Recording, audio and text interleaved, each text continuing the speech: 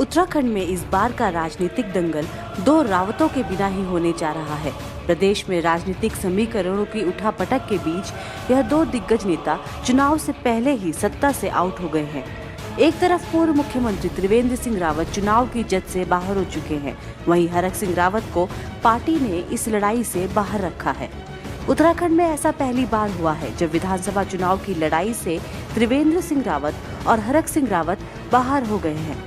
हालांकि प्रदेश में विधानसभा चुनाव 2022 के लिए कांग्रेस और भाजपा के बीच सीधी जंग शुरू हो चुकी है, लेकिन भाजपा से त्रिवेंद्र सिंह रावत इस लड़ाई को बाहर से ही देख रहे हैं। यही हाल कांग्रेस में हरक सिंह रावत का भी है। उत्तराखंड की राजनीति में इन दोनों रावतों का क्या सफर रहा है, जानिए। त्रिवेंद्र सिंह रावत का राजनीतिक सफर। साल 1969 से राजनीतिक सफर की शुरुआत राष्ट्रीय स्वयंसेवक संघ के साथ जुड़कर करने वाले त्रिवेंद्र सिंह रावत ने संघ के प्रचारक के रूप में लंबे समय तक काम किया। इसके बाद 1985 में वह देहरादून महानगर के प्रचारक बने और 1993 में क्षेत्रीय संगठन मंत्री भी बन गए। उसके बाद उन्होंने साल 1997 में भाजपा के प्रदेश संगठन महामंत्री की महत्वपूर्ण जिम्मेदारी निभाई। राज्य स्थापना के बाद साल 2002 में उन्होंने पहली बार डोईवाला विधानसभा सीट से चुनाव लड़ा और जीत हासिल की। इसके बाद साल 2007 के चुनाव में भी उन्होंने जीत हासिल करते हुए भाजपा की सरकार में कैबिनेट मंत्री बनकर अपना कद और ऊंचा कर लिया। हालांकि साल 2012 में वह उमेश शर्मा काऊ से चुनाव हार गए। उधर साल 2017 में एक बार फिर डोईवाला विधानसभा सीट से जीतकर वे प्रदेश के मुख्यमंत्री बन गए। राज्य स्थापना के बाद अब वह लगातार सभी चुनाव लड़ने वाले त्रिवेंद्र सिंह रावत 2022 के चुनाव के लिए इस चुनावी जंग से बाहर हो गए हैं। वैसे तो उन्होंने खुद पार्टी के राष्ट्रीय अध्यक्ष को पत्र लिखकर चुनाव नहीं लड़ने की इच्छा जताई थी, लेकिन यह भी कहा जा रहा है कि पार्टी उन्हें टिकट नहीं देना चाहती थी। ऐसी स्थिति में उनका सम्मान रखते हुए पार्टी हाईकमान की इच्छा पर ही उनके द्वारा पत्र लिखा गया। हरक सिंह रावत का राजनीतिक सफर। उत्तराखंड की राजनीति के दिग्गज और दबंग नेता हरक सिंह रावत भी उत्तराखंड की राजनीति में हमेशा विधानसभा तक पहुंचे हैं। राज्य के सभी चुनाव जीतकर हर बार विधानसभा में अपनी मौजूदगी दर्ज कराते रहे हैं।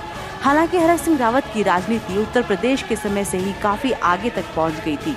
उन्होंने साल 1991 में ही उत्तर प्रदेश के सबसे कम उम्र का मंत्री बनने में कामयाबी हासिल की थी। हरक सिंह रावत उत्तर प्रदेश की सरकार में पर्यटन मंत्री के तौर पर काम कर चुके हैं। साल 1993 में उन्होंने एक बार फिर पौड़ी विधानसभा सीट से चुनाव जीता। राज्य स्थापना के बाद 2002 में उन्होंने लैंसडाउन विधानसभा सीट से चुनाव जीता और सरकार में कैबिनेट मंत्री बने। इसके बाद साल 2007 में एक बार फिर लैंसडाउन से चुनाव जीता और नेता प्रतिपक्ष बनकर विधानसभा में कांग्रेस का नेतृत्व किया।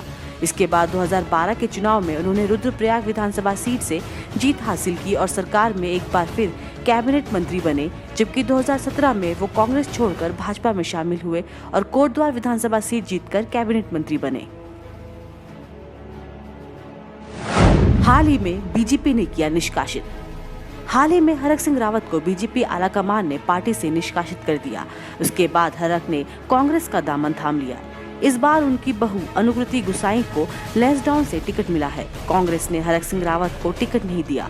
इसको लेकर कांग्रेस के प्रदेश प्रभारी देवेंद्र यादव कहते हैं कि हरक सिंह रावत के कांग्रेस में शामिल होने के दौरान ही यह तय कर दिया गया था कि हरक सिंह रावत की इच्छा के अनुसार उन्हें प्रदेश में चुनाव लड़ने की जिम्मेदारी दी जाएगी। उनकी जगह उनकी बहू को इस बार चुनाव मैदान में उतारा गया है।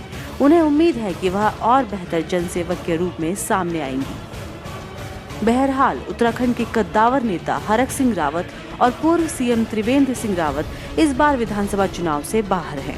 दोनों ही नेताओं की उत्तराखंड में अपनी अलग पहचान है, लेकिन इस बार की चुनावी महाभारत में हरक सिंह और त्रिवेंद्र की कमी जरूर खलेगी।